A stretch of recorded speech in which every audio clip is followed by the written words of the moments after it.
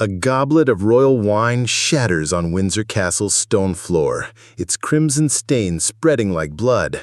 Someone has just tried to murder King George I, and the poisoner is hiding among the castle's own servants. It's 1715, and this ancient fortress is a viper's nest, where one wrong sip could end a dynasty and plunge England into war. In the steaming kitchens and darkened stables, a cook, a groom, and a young page uncover a plot so vile it could tear the crown apart, a scheme to poison the king and spark a rebellion. Their discovery thrusts them into a deadly game where every shadow hides a traitor, every whisper could be their doom, and a single misstep means death. This is no ghost story, but a pulse-pounding tale of betrayal, courage, and a secret so explosive Windsor's walls still tremble with its weight. Dare to enter their world, listener, and brace yourself. The truth is sharper than any dagger. The year is 1715, and Windsor Castle is a restless giant, its towers looming over the Thames under a sky bruised with storm clouds. King George I, newly arrived from Hanover to claim England's throne, is an outsider in a court simmering with discontent. The Jacobites, loyal to the exiled Stuart kings, plot to overthrow him, their whispers creeping through London's taverns and into Windsor's halls. The castle, a 13-acre stronghold of stone and secrets, is both a sanctuary and a battleground, its grandeur masking a world of intrigue. In the great kitchen, where hearths blaze to feed hundreds, a young cook named Sarah moves like a wraith, her hands deft as she chops herbs for the king's supper. At 20, her face is plain, but her eyes sharp, missing nothing, not the nervous glance of a fellow cook, nor the strange vial hidden in a sack of flour. Sarah's life is one of toil, her hands scalded by boiling pots, her days ruled by the bellowing head cook, Master Godwin, who demands perfection for every royal feast.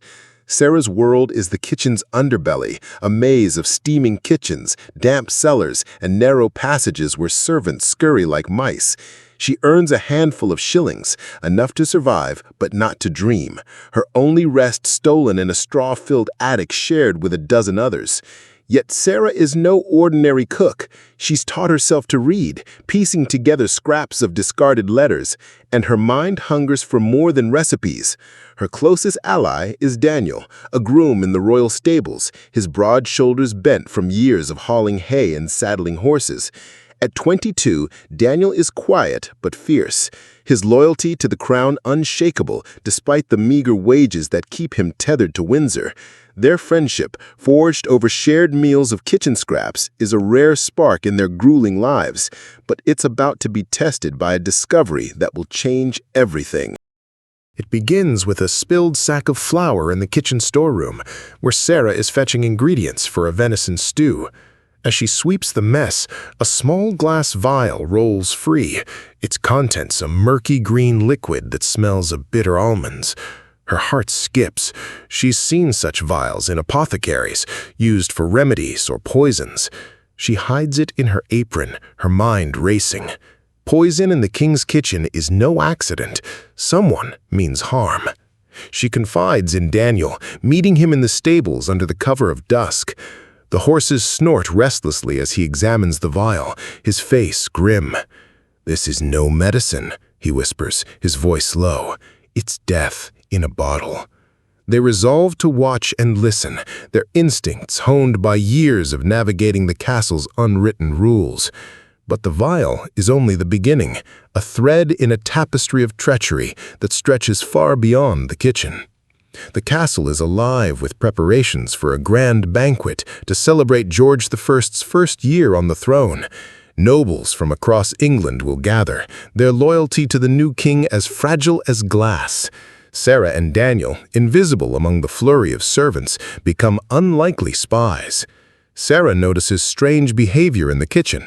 Cook Henry, a wiry man with darting eyes, lingers too long near the king's dishes, his hands trembling as he seasons broth. Daniel overhears a hushed conversation in the stables, where a groom named Will speaks of delivering a message to the Stuart cause with a nobleman cloaked in black. The pieces don't yet fit, but Sarah's gut screams danger. She begins trailing Henry, her footsteps silent as she follows him to the wine cellar, where he meets a stranger, a man with a scar across his cheek, his voice thick with a Scottish burr. They speak of the dose and the night of the feast, words that chill Sarah's blood.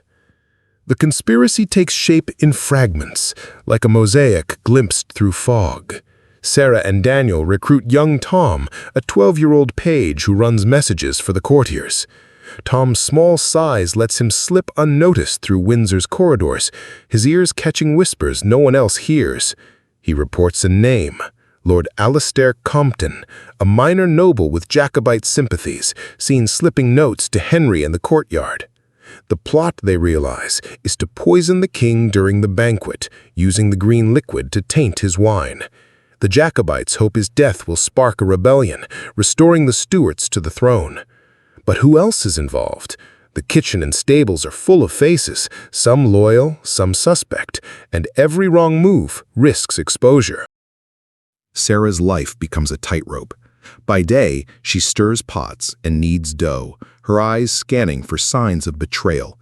By night, she meets Daniel and Tom in a disused pantry, their whispers drowned by the clatter of barrels. They piece together the plot. Henry is to slip the poison into the king's goblet, supplied by Compton, who's promised riches by Jacobite leaders. Will, the groom, is their courier, carrying messages to allies outside Windsor, but the conspiracy's reach is unclear. Other servants, perhaps even nobles, might be complicit. The trio's only ally is Mistress Agnes, an elderly baker who served the castle for decades.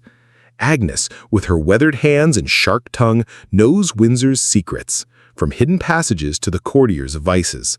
She warns them of the king's spy master, Sir John Ridley, a man whose loyalty is to power, not truth.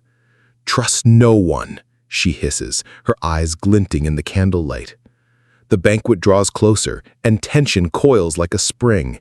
Sarah finds another vial, this time hidden in Henry's bunk, confirming his role. Daniel catches Will passing a sealed note to Compton's servant in the stables, but he's nearly spotted, ducking behind a hay bale as Will's knife gleams in the moonlight. Tom, sneaking into Compton's chambers to steal a letter, is almost caught when a maid enters, his small frame hidden beneath a table. Each discovery tightens the noose. Sarah's hands shake as she pours wine, fearing she's missed a poisoned cask. Daniel's heart races as he brushes the king's horse, wondering if Will suspects him. The castle itself feels like a trap, its towering walls and locked doors a maze with no escape.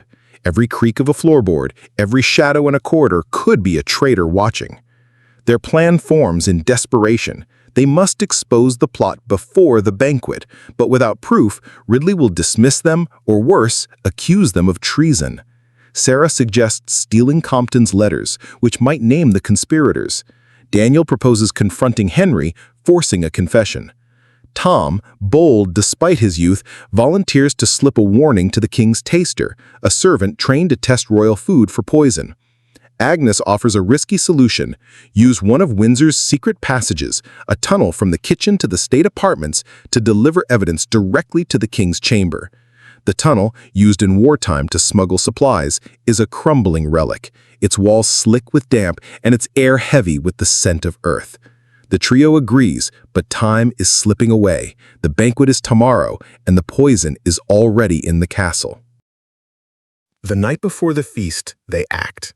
Sarah, clutching Compton's stolen letter, snatched from his desk by Tom, leads the way through the tunnel, her lantern flickering.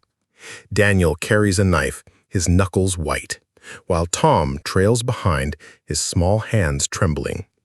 The passage is a nightmare, its ceiling sagging, its floor littered with broken stone. Halfway through they hear a sound, a scrape like boots on gravel. Someone is following. Sarah's breath catches as she douses the lantern, plunging them into darkness.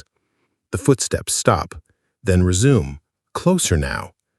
Daniel whispers for Tom to run, but the boy freezes, his gasp echoing. In a panic, Sarah shoves the letter into a crack in the wall, praying it's safe. The pursuer, Will, His face twisted with rage, emerges, his knife gleaming.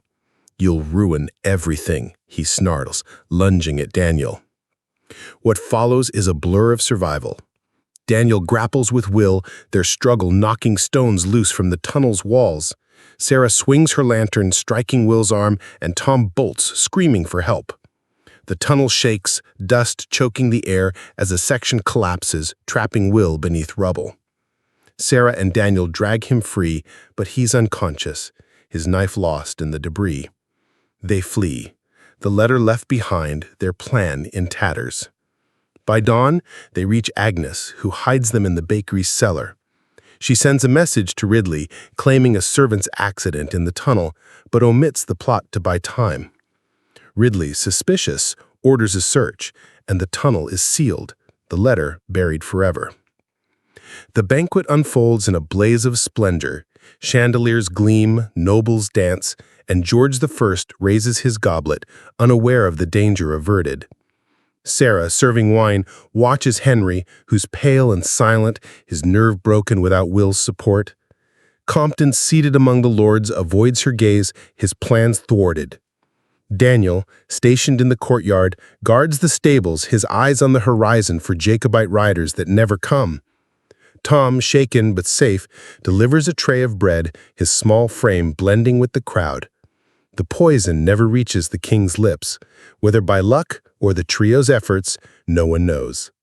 Ridley, finding no proof, lets the matter drop, but his gaze lingers on Sarah, a warning she'll carry forever. The conspirators fade into shadow. Henry vanishes from the kitchen, rumored to have fled to Scotland. Compton leaves court, his title intact, but his influence gone. Will, injured, is dismissed, his fate unknown. Sarah, Daniel, and Tom return to their lives, their secret binding them closer than blood. Agnes, their silent guardian, retires, her stories of Windsor's underbelly untold. The castle's records, obsessed with royal triumphs, ignore their tale, but the kitchens and stables hum with whispers. A cook, a groom, and a page who saved a king, or nearly lost him. Windsor stands, its walls unyielding, its secrets locked in stone. So, listener, would you have risked your life to save a king you barely knew, or kept silent to save yourself? The castle's kitchens are still warm, its stables still alive with whispers. Subscribe to our channel, for tomorrow we'll unravel another untold tale from Windsor's ancient halls. Leave a comment. Would you dare carry a secret that could topple a crown? Share the story with anyone who loves a mystery, and let's keep Windsor's truths alive. The castle watches, and its next secret is waiting to be told.